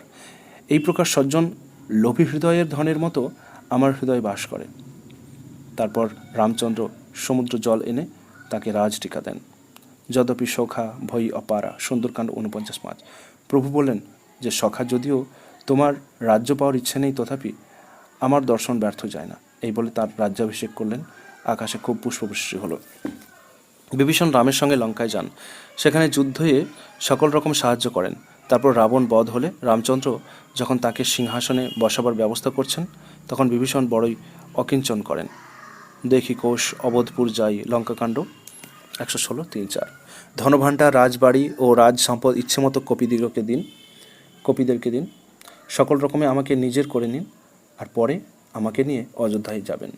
রামচন্দ্র বলেন, তোর কোষ গৃহ মোর সব সত্য বচন শুনু ভ্রাত। লঙ্কাকাণ্ড 116 ক। তোমার ধনসম্পদ গৃহ সত্যই আমার, কিন্তু ভরতের অবস্থা মনে করে আর বিলম্ব না করে তিনি দেশে ফেরেন। বিভীষণ সঙ্গে আসেন। তাকে অনেক সম্মান ও প্রেম দিয়ে কিছুকাল অযোধ্যায় রেখে রামচন্দ্র ফিরিয়ে পাঠান। রামচন্দ্র রাবণ বধ করে বিজয়ীর অধিকার লঙ্কার উপর পেয়েছিলেন। সে রাজ্য তিনি ধর্মপরায়ণ বিভীষণকেই উপযুক্ত মনে করে দান করেন। বিভীষণ রামের ভক্তি ও আশীর্বাদ পেয়ে লঙ্কা শাসনের যোগ্য হন। বিভীষণ সম্বন্ধে ভ্রান্ত মতবশত ঘরের শত্রু বিভীষণ কথাটা অন্যায়ভাবে চলছে। বস্তুত বিভীষণ ঘরের শত্রু নন, পরম মিত্র। রাবণই ঘরের পরম শত্রু। ইতি বিভীষণ চরিত। রাবণ চরিত। রাবণ জানত যে মানুষের হাতে তার মৃত্যু। সেই মানুষ রামরূপে যখন তার সাথে যুদ্ধ করতে উপস্থিত হলেন, তখনও তার এই বুদ্ধি হলো না যে এই যুদ্ধে মৃত্যু হতে পারে, অতএব সন্ধি করা হোক। রাবণ অভিমানে অন্ধ ছিল। রাবণ যে পরম অভিমানী সে কথা সকলেই জানতেন। রাবণ পার্থিব বলের চিহ্নস্বরূপ। পার্থিব শক্তি, দেহের জোর, সৈন্য রচনা কৌশল ইত্যাদি যত শক্তি দিতে পারে সে সকলই তার ছিল। রাবণের আখড়ার যে বর্ণনা তুলসীদাস দিয়েছেন তাতে তার পার্থিব ভোগের আয়োজন প্রস্তুত করবার শক্তির কিছু নমুনা দেখিয়েছেন। রামচন্দ্র বলছেন, দেখো বিভীষণ উপল কঠোরা, লঙ্কাকাণ্ড 13:1। বিভীষণ দক্ষিণ দিকে দেখো, মেঘাড়ম্বর হয়েছে ও বিদ্যুৎ চমকাচ্ছে, মেঘ মধুর গর্জন করছে, যেন শিলাবৃষ্টি হবে। কহত বিভীষণ দেখো আখাড়া, লঙ্কাকাণ্ড 13:2। বিভীষণ বললেন, কৃপানিধি শুনুন, এর বিদ্যুৎ বা মেঘমালা নয়, লঙ্কার শিখরে সুন্দর বাড়ি আছে, সেখানে রাবণ আখড়া দেখছে। ছত্র মেঘাড়ম্বর দামিনী দমঙ্কা, লঙ্কাকাণ্ড 13:3। রাবণের মাথায় যে ছাতা ধরা হয়েছে তা মেঘের রঙের মতো, তা অতি কালো মেঘাড়ম্বরের মতো দেখা যাচ্ছে, আর মন্দোদরীর কানের গহনা তাই বিদ্যুতের মতো চমকাচ্ছে। এতে রাবণের ভোগের উপকরণ বা শিল্পকলা সৃষ্টির কৌশলের পরিচয় পাওয়া যায়। রাবণ যাকে দেখেছে তাকেই জয় করেছে। তার গুটিকতক বড় বড় বিস্ময়কর কার্যের কথা, হাতে করে কৈলাস পর্বত তোলার কথা, নিজে মাথা কেটে শিবকে পুজো করার কথা কতবার নিজ মুখে সে বড়াই করেছে। এমন অভিমানী রাবণ হিতকথা শুনতে চায় না, শুনতে পারে না। তার ভয়ে জগৎ কাঁপুক, দেবতারা পালিয়ে যাক, রাবণ তাই চায়। রাবণের পীড়ায় পৃথিবী কত পীড়িত হয়েছিল তা অন্যত্র দেখানো হয়েছে। এমন কোনো দুষ্কর্ম নেই যা সে না করতে পারত। পর স্ত্রী বা কন্যা হরণ করতে তার লজ্জামাত্র ছিল না। এমন রাবণও যে একেবারে না জানত যে রাম কে তা নয়। যখন রাম খরদূষণের সংহারের সংবাদ পায় তখন সে ভাবতে লাগল, সুর নর বিনু ভগবন্তা, অরণ্যকাণ্ড 23:1। দেবতা, মানুষ, অসুর, নাগ ও পক্ষীদের মধ্যে আমার ভৃত্যের সমান কেউ নেই, আর খরদূষণ তো আমারই সমান বলবান, এক ভগবান ছাড়া তাকে আর কে মারতে পারে। সুররঞ্জন ভব তরং, অরণ্যকাণ্ড 23:2। দেবতাদের আনন্দ দানকারী, পৃথিবীর ভার ভঞ্জনকারী ভগবানই যদি দেবতার অবতার নিয়ে থাকেন, তবে আমি জেদ করেই তার সাথে শত্রুতা করব ও প্রভুর স্বরে প্রাণ ত্যাগ করে ভব সংসার পার হব। হৈহি ভজন রণদৌ, অরণ্যকাণ্ড 23:3। তামস দেহে ভজন হয় না, সেই জন্য কায়মন বাক্যে এই প্রতিজ্ঞাই হয় যে শত্রুতা করব। যদি রাম লক্ষ্মণ মানুষ রূপধারী কোনো রাজপুত্র হয় তবে তাদের দুজনকেই রণে জয় করে তাদের নারী হরণ করব। দুর্বুদ্ধি একেই বলে, এটাই অধর্মকে ধর্ম মনে করা। তামসিক অবস্থার এটাই পরিচয়। রাবণের তামসিক দেহ, তামসিক মন ও তামসিক তপস্যা। সে তপস্যার দ্বারা শক্তি পেয়েছে ও তার সংসারের দুঃখের জন্য ও নিজের অধোগতির জন্যই ব্যবহার করেছে। মানুষের মনে তামসিক ও রাজসিক ভাবের অধিকার বেশি হলে মানুষও রাবণই হয়ে ওঠে। সে রাবণের মৃত্যুতে তবে শান্তি। যে রাবণের ভয়ে ইন্দ্রাদি দেবতারা পর্যন্ত ভীত, যার বাহুবল ও সৈন্যবল অপার, যার হাতে প্রকৃতি খেলার পুতুলের মতো, যে ইচ্ছে করলে আকাশে বা পাতালে যুদ্ধ করতে পারে, কর্দম বৃষ্টি রক্তবৃষ্টি করাতে পারে, এমন রাবণকে মারার জন্য আরও কত শক্তিশালী লোকের প্রয়োজন। কিন্তু রাবণকে যিনি মারলেন তার বাহ্য শক্তি কোথায়? তিনি তো তপস্বী। তার না আছে বর্ম চর্ম, না আছে হাতি ঘোড়া রথ, না আছে সৈন্য। কতগুলি বানর ভালুক নিয়ে যুদ্ধ হয় রাবণের মতো শক্তিশালী অভিমানী বীরের সঙ্গে। রামায়ণকার এই স্থানে বস্তুর উপর আত্মার জয় দেখিয়েছেন। রাবণের আখড়ার কথা পূর্বে বলেছে। রামও রাজার পুত্র, কিন্তু তিনি তেমন আখড়া কোথাও দেখেননি, শোনেননি। অর্থাৎ রাবণের বস্তুবিদ্যায় যে অধিকার ছিল, আধুনিক ভাষায় কামান, গোলাগুলি, এরোপ্লেন, সাবমেরিন, বিষাক্ত গ্যাস ইত্যাদি ব্যবহার করায় রাবণের যে সামর্থ্য ছিল, রামের মতো তপস্বীর সে সকল কিছুই ছিল না। রাবণের নিজের সম্বন্ধে যেমন অসীম অভিমান, বিপক্ষের সম্বন্ধেও তেমনি প্রবল অবজ্ঞা। বালিপুত্রকে রাবণ বলছে কোটু জল্পসী তেজি টক টেক। লঙ্কাকাণ্ড দোহা 31:4। রে নির্বোধ বানর, যার বলের সম্বন্ধে একটু বড় কটু কথা বলছিস, তার বল, প্রতাপ, বুদ্ধি ও তেজ নেই। তাকে গুণহীন, মানহীন বিচার করে তার পিতা বনবাস দিয়েছেন। সে দুঃখ তো আছেই, তারপর স্ত্রীর বিরহ, আর দিনরাত আমার ভয়ে সে ভীত হয়ে রয়েছে। যার বলের গর্ব করছিস, সেই রামের মতো মানুষ রাক্ষসেরা দিনরাত খেয়ে বেড়ায়। ওরে মূর্খ, জেদ ছেড়ে একথা ভেবে দেখিস। এত বড় যে অবজ্ঞার ভাব, এটা কেবল বস্তুত তার অভিমানেরই আবরণ। রামের শক্তির কাছে সে নিজে কত তুচ্ছ তা তার সামান্য ইঙ্গিতেই প্রকাশ হয়ে পড়ল। যখন দূত এসে সংবাদ দিল যে সমুদ্র বাঁধানো হয়েছে, তখন রাবণ রামের শক্তি নিমেষে বুঝে ব্যাকুল কণ্ঠে বলে উঠল, বাঁধেও বননিধি পয়োধি নদীশ। লঙ্কাকাণ্ড দোহা 5। নানা নামে নানা রূপে বারিনিধি, তোয়ানিধি, কম্পতি, ওদধি বলে সমুদ্রকে স্মরণ করে রাবণ জিজ্ঞাসা করে উঠলেন, সমুদ্র তোমাকেও বেঁধেছে? কিন্তু সে কেবল নিমেষের তরে। তারপরেই নিজ বিকলতা ভয় ভরি। লঙ্কাকাণ্ড 6:1। নিজে যে বিচলিত হয়েছে সে কথা বুঝে নিজেই হেসে উঠল ও ভয় ভুলে গিয়ে ঘরে ফিরল। রামচন্দ্র বানর সেনা নিয়েই এক প্রবল ও অভিমানী শক্তিশালী রাক্ষসকে বধ করেন। এতে অহিংসার দ্বারা হিংসার, মন দ্বারা বস্তুকে জয় করবার ক্ষমতাই দেখানো হয়েছে। রাবণ তপস্বী রামকে অতিশয় তুচ্ছ করত ও ঘৃণা করত, কিন্তু সেই তপস্বীর নিকটই পরাজয় নিতে হয়। জগতের অসাধু রাজাদেরকে বাল্মীকি সতর্ক করে দিয়েছেন যে তপস্বীর আঘাতে বড় দাম্ভিকের শাসনযন্ত্রও ভেঙে যায়, দম্ভ মাটিতে মিলায়। ইতি রাবণচরিত। ভূষণ্ডী চরিত। রামচন্দ্র কে ভজন পুছ বিষান। উত্তরকাণ্ড দোহা 78 ক। দক্ষযজ্ঞে সতী দেহত্যাগ করলে পর শিব বলছেন, তব অতি ফিরেও বিরাগা। উত্তরকাণ্ড 56:3। আমার হৃদয় বড় শোক হলো প্রিয়া, তোমার বিয়োগে বড় দুঃখী হলাম। তখন বিরাগ বসে সুন্দরবন, গিরি, নদী, সরোবর কৌতুকের সাথে দেখে ফিরতে লাগলাম। সেই সময় গিরি সুমের সুন্দর ভুরি। উত্তরকাণ্ড 56:4। উত্তর দিকে কুমেরু পর্বত হতে দূরে এক বড় সুন্দর নীল পর্বত দেখতে পাই। তে হি গিরি নহই। উত্তরকাণ্ড 57:1। সেই সুন্দর পর্বতে সেই পক্ষী ভূষণটি বাস করে, কল্পনান্তেও তার নাশ হয় না। এই হচ্ছে শিবের সাথে কাক ভূষণ্ডীর সাক্ষাৎ। শিব দেখেন ভূষণ্ডী সেই পাহাড়ের উপর গাছের তলায় ধ্যান করে, জপ ও যজ্ঞ করে। আবছাহু সাদর গানা। উত্তরকাণ্ড 57:3-4। ভূষণটি সেখানে আম গাছের ছায়ায় মানস পুজো করে। হরিভজন ছাড়া আর কোনোই কাজ তার নেই। সে গাছের নিচে বসে হরি কথা বলে, সে কথা অনেক পাখিরা এসে শোনে। নানা প্রকার বিচিত্র রামচরিতের সপ্রেমে ও সাদরে ভূষণ্ডী গান করে। সেই স্থানের সরোবরে অনেক বিমলমতি মরাল বাস করে, তারা ওই কথা শোনে। এই কৌতুক দেখে শিবের আনন্দ হলো। তবে কিছুকাল আয়ু কৈলাস। উত্তরকাণ্ড দোহা 57। তখন কিছুকাল মরাল দেহ ধারণ করে সেইখানে বাস করে রঘুপতির গুণগাথা শুনে পুনরায় কৈলাসে এলাম। তারপর শিবের নিকট গরুড় এলে শিব গরুড়কে মোহ দূর করার জন্য ভূষণ্ডীর নিকট পাঠিয়ে দেন। গরুড় সেখানে গিয়ে ভূষণ্ডীর মুখে রামচরিত শোনে ও তার মোহ দূর হয়। গরুড় মোহ হয়েছিল বলে খেদ প্রকাশ করলে ভূষণ্ডী বলে, মোহ কার না হয়? মোহ না অন্ধ না ইহি সংসার। উত্তরকাণ্ড 70:4। মোহ কাকে না অন্ধ করেছে, কাকে না অন্ধ করেছে, কাম কাকে না নাচিয়েছে, তৃষ্ণা কাকে না পাগল করেছে, ক্রোধ কার হৃদয় জ্বালায়নি, আর জ্ঞানী তাপস বীর কবি গুণগান পণ্ডিত এদের কাকেই বা সংসার লোভের বিড়ম্বনায় ফেলেনি? যৌবন জ্বর কই কৃত না মলিনী। উত্তরকাণ্ড 71:1-3। যৌবন জ্বর কাকে না প্রলাপী করেছে, মমতা কার না যশ নাশ করেছে, মাৎসর্য কাকে না কলঙ্ক দিয়েছে, শোকের বাতাস কাকে না দলিয়েছে, পুত্র ইচ্ছা, বিত্ত ইচ্ছা ও লোক ইচ্ছা কার মতি না মলিন করেছে। জহ সব মায়া বরণেই পারা। উত্তরকাণ্ড 71:4। এরা সকলেই মায়ার পরিবার। এরা কত অসীম বলশালী তা বলা যায় না। এই মায়া মিথ্যা হলেও ছুটনারাম কৃপা বিনো রামের কৃপা না হলে এটা দূর হয় না।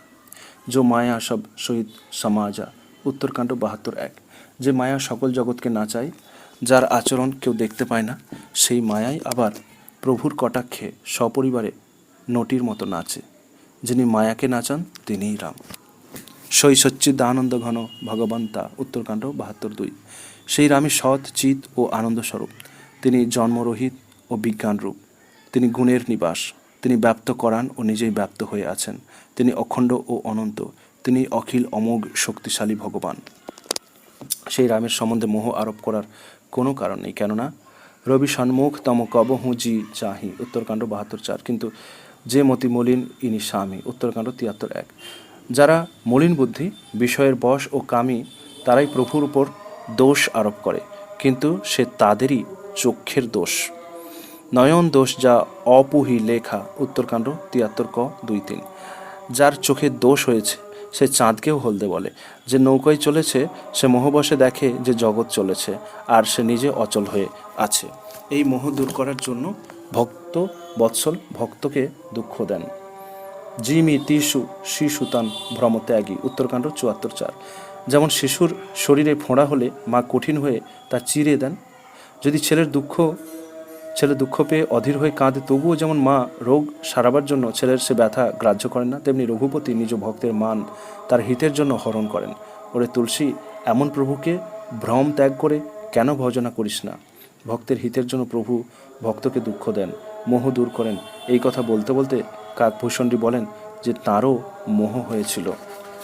একবার তিনি অযোধ্যায় রামচন্দ্রের বাল্যলীলা দেখতে গিয়েছিলেন। তখন মহিষণ চিদানন্দ সন্দেহ, উত্তরকাণ্ড 77:5। প্রভু আমার সাথে নানা রকম খেলতে লাগলেন। সে খেলার কথা বলতে লজ্জা হয়। খিলখিল করে হেসে যখন আমাকে ধরতে আসেন, তখন আমি পালালে আমাকে পিঠে দেখান। সাধারণ শিশুর মতো এই লীলা দেখতে আমার মোহ হলো। ভাবলাম সচ্চিদানন্দ প্রভু একই চরিত করছেন। মোহ হওয়া মাত্রই কাক প্রভুর নানা লীলা দেখতে লাগলো। তার উদরের ভিতর কোটি কোটি ব্রহ্মাণ্ড দেখতে পেল। সকল বিশ্বেই রাম অধিপতি। এই অবস্থায় অভিভূত হয়ে পড়লে রাম তাকে আশ্বস্ত করে প্রসন্ন হয়ে বললেন, কাকভূষণটি মা গুবর অতি প্রসন্ন মোহি জানি, উত্তরকাণ্ড 2:83। রাম তাকে জ্ঞান, বিবেক, বিরতি ইত্যাদি অনেক কিছু দেওয়ার কথা বলেন, কিন্তু কাক ভাবে প্রভু কহ দেন না কহি, উত্তরকাণ্ড 84:2। প্রভু সকল সুখ দিতে চেয়েছেন, সে ভালো, কিন্তু কই তার প্রতি ভক্তির কথা তো বলছেন না। ভগতিহীন গুণ খগরাজা, উত্তরকাণ্ড 84:3। ভক্তিহীনের সকল গুণ ও সকল সুখ লবণ ছাড়া অনেক ব্যঞ্জনের মতো। ভজনহীনের সুখ কোন কাজে আসে? এই কথা ভেবে বললাম, যদি প্রভুর ইচ্ছে হয় তবে বর দাও। অবিরল ভগতি কই পাব, উত্তরকাণ্ড 84:ক। তোমার প্রতি অবিরল ও বিশুদ্ধ ভক্তি, যার কথা শ্রুতি পুরাণ বলে, যার যোগীশ্বরেরা ও মুনিরা খোঁজেন, আর যা তাদের মধ্যে কেউ প্রভুর প্রসাদেই পেয়ে থাকে। ভগবান সে বর তো দিলেনই, তাছাড়া উপযুক্ত আরও অনেক বর দিলেন। ভূষণ্ডী তখন রামের স্তুতি করলেন। কিন্তু এমন ভক্ত ভূষণ্ডীর কাকের চেহারা কেন? এই প্রশ্ন গরুড় ভূষণ্ডীকে করে। পার্বতীও শিবকে করেছিলেন। তার উত্তরে ভূষণ্ডী নিজের পূর্ব জীবন কাহিনী বললেন। সে কাহিনী এই, তিনি শূদ্র ছিলেন এবং শিব ভক্ত ছিলেন, কিন্তু বিষ্ণুকে অভক্তি করার জন্য হাজার জন্ম বিভিন্ন যোনিতে ভ্রমণ করার শাপ পান। তবে গুরুর কৃপায় তিনি এবারও পান যে তার দেহ ত্যাগ করতে কোনো কষ্ট হবে না, পূর্বজন্মের কথা স্মরণ থাকবে। গুরুর কৃপায় বিভিন্ন জন্মে তার রাম ভক্তি বাড়তে থাকে। শেষে ব্রাহ্মণ জন্ম পান। এবারে বিরাগী হয়ে ঘুরে বেড়াচ্ছিলেন। গুরকে বচন অতিদিন, উত্তরকাণ্ড 110 ক এবং খ। গুরুর বাক্য স্মরণ করে রামচরণে মন রেখে ক্ষণে ক্ষণে নতুন অনুরাগে রঘুপতির যশ গেয়ে ফিরছিলেন। দেখলাম মেরু শিখরে বর্ছায়ায় লোমশ মুনি আসীন। তাকে দেখে প্রণাম করে অতি দীন বাক্যে বললাম, সগুণ ব্রহ্ম অবরাধন মোহে কহহু ভগবান, উত্তরকাণ্ড 110 ঘ। তিনি কিছুকাল সাদরে রঘুনাথ গুণগান শুনিয়ে বুঝলেন যে আমি উপযুক্ত অধিকারী। তখন আমাকে লাগে করণ অখণ্ড অনুপা, উত্তরকাণ্ড 111:2। নির্গুণ ব্রহ্ম সম্বন্ধে উপদেশ দিতে লাগলেন, কিন্তু আমার সে উপদেশ ভালো লাগলো না। আমি বললাম, রাম ভগতি জল মুনিশ প্রবীণা, উত্তরকাণ্ড 111:5। রাম ভক্তি হচ্ছে জল, আর আমার মন হচ্ছে মাছ। হে জ্ঞানী মুনীশ্বর, মাছ জল থেকে কি করে আলাদা হয়? মুনিকে বলি যে সেই উপদেশ দেখহু রঘুরায়া, উত্তরকাণ্ড 111:5। কিন্তু মুনি বারবার আমায় সগুণ মতো খণ্ডন করে নির্গুণ উপদেশ দেন। উত্তর প্রতি উত্তর করাই মুনির দেহে ক্রোধের চিহ্ন দেখা দিল। বারংবার সকপ মুনি করই নিরূপণ জ্ঞান, উত্তরকাণ্ড 111 ক। তখন আমি আপন মনে ভাবতে লাগলাম, ক্রোধ কি দ্বৈত বুদ্ধি কি ঈশ্বর সমান, উত্তরকাণ্ড 111 খ। দ্বৈত বুদ্ধি বিনা ক্রোধ কি করে হবে? আর অজ্ঞান না থাকলে কি দ্বৈত ভাব হতে পারে? মায়ার বশীভূত বিচ্ছিন্ন মূর্খ জীব কি ঈশ্বরের সমান? আমি এমনভাবে ভাবছিলাম ও বারবার নিজ পক্ষ সমর্থন করছিলাম, কিন্তু মুনি রেগে শাপ দেন, শঠ ও সপাচ্ছ চলে উড়াই, উত্তরকাণ্ড 112:8। দুষ্ট, তোমার বিশাল হৃদয় কেবল সপক্ষই বুঝে। তুমি এখন পাখির মধ্যে চণ্ডাল বা কাক হও। সে সাপ আমি মাথায় তুলে নিলাম, কোনো ভয় বা দীনতা এলো না, আমি কাক হলাম। তখন মুনিকে প্রণাম করে রঘুবংশমণি রামকে স্মরণ করে আনন্দে উড়ে চললাম। ভূষণ্ডির মনে রাম ভক্তি আছে, তার তো রাগ নেই। শিব বলছেন, ও মাঝে রাম চরণ করহি বিরোধ, উত্তরকাণ্ড 112 ঘ। উমা যে রামচরণে রত, যার কাম মদ ও ক্রোধ চলে গেছে, সে জগৎ নিজের প্রভুময় দেখে, তার আর বিরোধ কার সাথে থাকতে পারে? কৃপা সিন্ধু মুনিমতি পরীক্ষা মরি, উত্তরকাণ্ড 113 ক 1। কৃপা সিন্ধু মুনির বুদ্ধি ভুলিয়ে দিয়ে আমার প্রেমের পরীক্ষা নিলেন। ঋষি কাকের সহনশীলতা দেখে অনুতপ্ত হলেন, সাদরে তাকে ডেকে নিলেন, নানা প্রকারে সন্তুষ্ট করে আনন্দিত হয়ে রাম মন্ত্র দিলেন। তিনি তাকে বালক রূপ রামের ধ্যান শিখালেন। তারপর নিজ করকমল অবমোরে, উত্তরকাণ্ড 113 ক 8। নিজের করকমলে আমার মাথা স্পর্শ করে হর্ষে মুনি আমাকে আশীর্বাদ করলেন, তোমার হৃদয়ে অবিরল রাম ভক্তি আমার প্রসাদে বাস করবে, সদারাম বিরাগ নিধান, উত্তরকাণ্ড 113 ক। তুমি সর্বদা রাম প্রিয় হও, তুমি শুভ গুণের আলয় ও নিরভিমান হও, তুমি যে ইচ্ছা রূপ নিতে পারবে, মৃত্যু তোমার ইচ্ছাধীন, তুমি জ্ঞান ও বিরাগের ভাণ্ডার হও, যে হি আশ্রম এক পর্যন্ত, উত্তরকাণ্ড 113 খ। তুমি শ্রী ভগবান স্মরণ করে যে আশ্রমে বাস করবে, তার 1 যোজনের মধ্যে মায়া ব্যাপ্ত হবে না। তারপর মুনিকে প্রণাম করে ভূষণ্ডী আশ্রমে চলে এলো। তাতে জহতন সকল সন্দেহ, উত্তরকাণ্ড 114 ক। এই দেহে রাম পদে ভক্তি পেয়েছি বলেই এটা আমার প্রিয়। আমি নিজ প্রভুর দর্শন পেয়েছি, আমার সকল সন্দেহ গিয়েছে। ভগতি পচ্ছ হঠ ভজন প্রতাপ, উত্তরকাণ্ড 114 খ।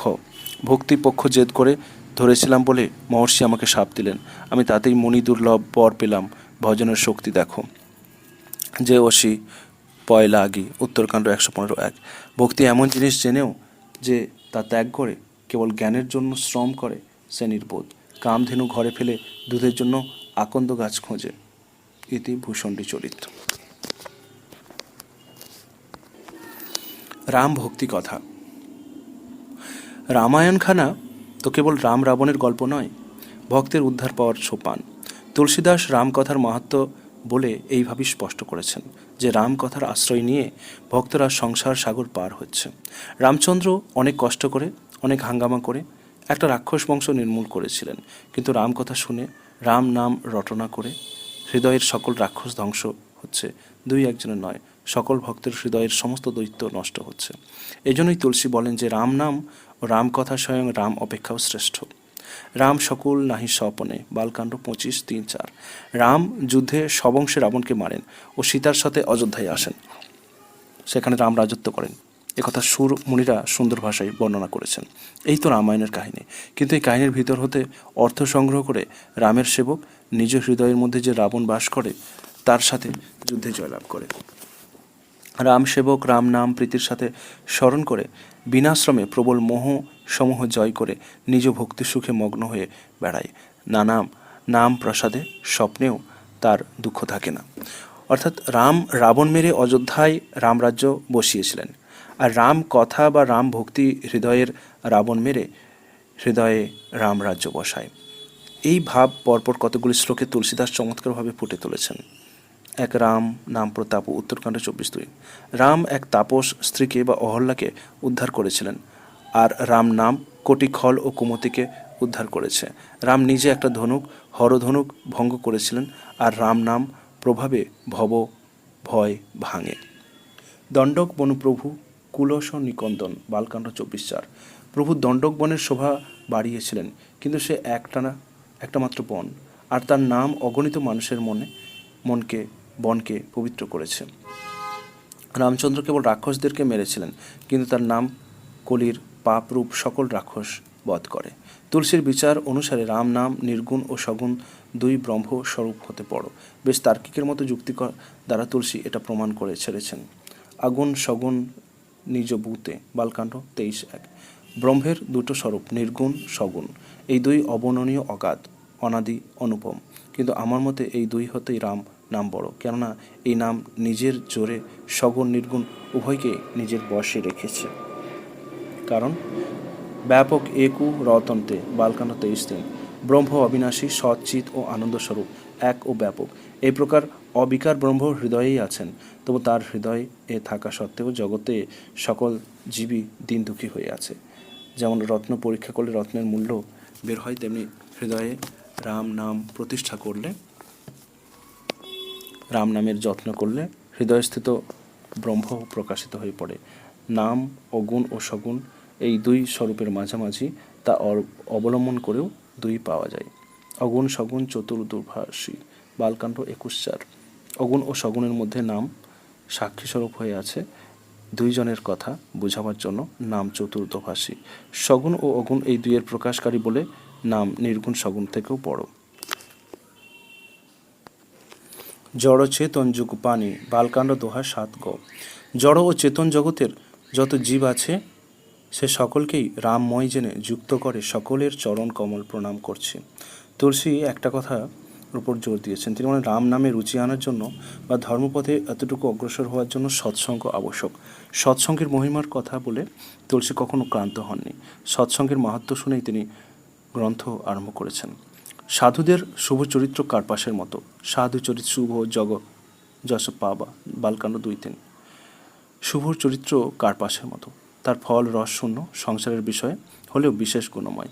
কার্পাস নিজে দুঃখ সহ্য করে, ধনুরি তাকে পেটায়, তাঁতি তাকে বোনায়, ধোপা তাকে আছড়ায়, তবুও সে অপরের ছিদ্র ঢাকে। সাধুও তেমনি নিজে কষ্ট সহ্য করে অপরের দোষ ঢাকেন। সাধুরা চলন তীর্থের মতো, লোককে গিয়ে পবিত্র হতে হয়, সাধুরা ঘুরে ফিরে বেড়ান ও লোককে তীর্থফল দেন। মুদ মঙ্গলময় তীর্থ রাজু বালকাণ্ড 2:4। সাধুর সঙ্গ আনন্দ ও মঙ্গলদায়ক। সাধুরা জগতের তীর্থ রাজপ্রয়াগের মতো, অথচ সচল। তীর্থস্নানের ফল যখন তখন দেখা যায় না, কিন্তু সৎসঙ্গ করা রূপ সচল তীর্থস্নানের ফল সঙ্গে সঙ্গেই দেখা যায়। মজ্জন ফল পেখিও কর দৌ বালকাণ্ড 3:1। সাধুদেরকে বন্দনা করি, তারা সমচিত্ত, অর্থাৎ তারা হিতকারী ও অহিতকারী এই ভেদ করেন না। অঞ্জলিতে করে ফুল নিলেন, ফুল যেমন ডান হাত বা বাঁ হাত বিচার না করে দুই হাতকে সমান সুগন্ধ দেয়, সাধুরাও তেমনি আপন পর বা প্রিয় অপ্রিয় বিচার না করে সকলেরই হিত করেন। বিনু সৎসঙ্গ ন সই বালকাণ্ড 3:4। সৎসঙ্গ না হলে বিবেক হয় না। রাম কৃপাভিন্ন সৎসঙ্গ পাওয়া সহজ নয়। হনুমানের সাথে বিভীষণের সাক্ষাৎ হলে বিভীষণের মনে ভরসা হলো তার উপর হরির কৃপা হয়েছে। তো অবমোহি নাহি সন্তা সুন্দরকাণ্ড 7:2। কেননা হরির কৃপাভিন্ন সাধুর সাক্ষাৎ হয় না। রামরাজ্য প্রতিষ্ঠিত হলে রামকে দেখার জন্য সনকাদি মুনিরা এলেন। এই সাধুদেরকে দেখে রামচন্দ্র নিজেকে ভাগ্যবান মনে করলেন, বললেন, আজও ধন্য ভবভঙ্গা উত্তরকাণ্ড 33:4। মুনিগণ, আজ আমি ধন্য হলাম, তোমাদের দর্শনে সকল পাপ নষ্ট হয়ে যায়, বড় ভাগ্যে সৎসঙ্গ পাওয়া যায়, তাতে অক্লেশে ভববন্ধন কেটে যায়। এরপরই ভরত রামচন্দ্রকে সাধুদের লক্ষণ কি তা বলতে অনুরোধ করেন। রামচন্দ্র বললেন, বিষয় অলম্পট তে প্রাণী উত্তরকাণ্ড 38:1-2। সাধুরা বিষয়ভোগে অলিপ্ত, তারা শীল ও গুণের আকর, তারা পরের দুঃখে দুঃখ পান, সুখে সুখ পান, তারা সকলের সাথে সমান ব্যবহার করেন, তাদের অহংকার নেই এবং তারা বিরাগ নিয়েছেন, তাদের লোভ ক্রোধ হর্ষ ও ভয় ত্যাগ করে থাকেন, তাদের চিত্ত কোমল, দিনের প্রতি তারা দয়া করেন, কায়মন বাক্যে অকপটে আমাকে ভক্তি করেন, তারা সকলকে মান দেন, নিজে অভিমান শূন্য। ভরত, এই প্রকার লোকেরাই আমার প্রাণীর মতো প্রিয়। নিন্দা অস্বস্তি সুখপুঞ্জ উত্তরকাণ্ড 2:38। যাদের নিকট নিন্দা ও স্তুতি দুই সমান, আমার পদকমলে যাদের মমতা আছে, সেই সজ্জনেরা আমার প্রাণপ্রিয়, যারা গুণের মন্দির ও সুখের সমষ্টি। সাধুরা গাওয়াহি শুনহি শ্রুতিতে তে অরণ্যকাণ্ড 46:4। গরুড় কাক ভূষণের সৎসঙ্গ করে বৈকুণ্ঠে চলে গেলে শিব পার্বতীকে বলছিলেন, গিরিজা সন্ত বেদ পুরাণ উত্তরকাণ্ড দোহা 125 খ। গিরিজা সাধুর সঙ্গের মতো আর কোনো লাভই নেই। বেদ ও পুরাণ বলে যে হরি কৃপা ছাড়া সৎসঙ্গ হয় না। অবশেষে তুলসীদাস সৎসঙ্গ প্রিয়দেরকেই রামকথা শোনার অধিকারী করে রামায়ণ শেষ করেছেন। রামকথাকে অতি পেয়ারি উত্তরকাণ্ড 128:3। রামকথা শোনার তারাই অধিকারী যাদের সাধু সঙ্গ অতিশয় ভালো লাগে। এমন করেই তুলসীদাস কলিমল সমনি মনোমল হরণী উত্তরকাণ্ড 129:1 রামকথা গান শেষ করেছেন।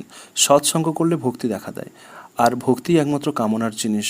বারংবার তুলসী এই কথাই বলেছেন যে সৎসঙ্গ করো, হরিকৃপা হলেই সৎসঙ্গ পাবে। সৎসঙ্গ এ রাম কথা শুনবে, রাম ভক্তি আসবে। রামের প্রতি ভক্তিই চরম পাওয়ার জিনিস। যে যেখানে যে বর চেয়েছে তার মধ্যে অবিরল ভক্তি সর্বশ্রেষ্ঠ।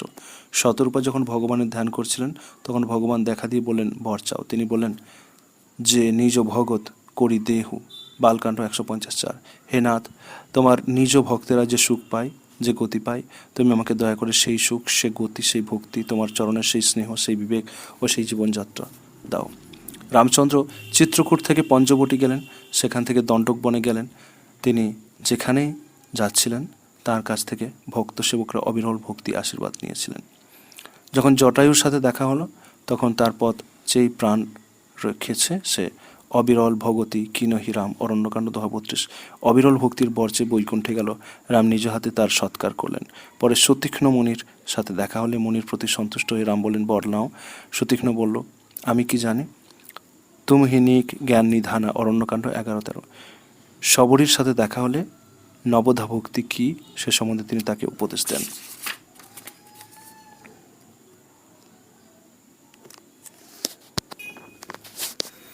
জননী জনক ধনু জয়সে সুন্দরকাণ্ড 48:2-4। যেজন পিতামাতা, ভাই, পুত্র, স্ত্রী, শরীর, ধন ও বাড়ি, সুহৃদ ও পরিবার এই সকলের উপর মমতার বাঁধনের দড়ি একত্র করে সেই দড়ি দিয়ে নিজের মনকে আমার পায়ে বাঁধে, অর্থাৎ যে পিতামাতা, আত্মীয় স্বজন, ঘর বাড়ির উপর মমতা রামচন্দ্রের উপর অর্পণ করেন, যে সমদৃষ্টি পেয়েছে, অর্থাৎ যে শত্রুমিত্র সমান দেখে, যার নিজের কোনো ইচ্ছেই নেই, যার মনে হর্ষ শোক ভয় নেই, সেই প্রকার সজ্জন আমার হৃদয়ে তেমনিভাবে বাস করে যেমন করে লোভীর হৃদয়ে ধনের আকাঙ্ক্ষা বাস করে। তুলসীদাস এই অনন্য ভক্তি পেয়েছিলেন। রামচন্দ্রই ছিলেন তার সর্বস্ব ও একমাত্র আপনার জিনিস। এই সম্পর্ক বজায় রেখে তবে তিনি অন্য বন্ধন স্বীকার করতেন। তুলসীদাস রাম কৃপায় ভাং থেকে তুলসী হয়ে গিয়েছিলেন। তিনি নিজের সৎসঙ্গ তার রামায়ণের ভিতর দিয়ে পাঠকদের দিয়েছেন। তুলসীর মহৎ সঙ্গরূপ তার কৃত রামায়ণ পাঠ আমাদের ঈশ্বরের আশীর্বাদ ও রাম ভক্তি দিক। সমাপ্ত।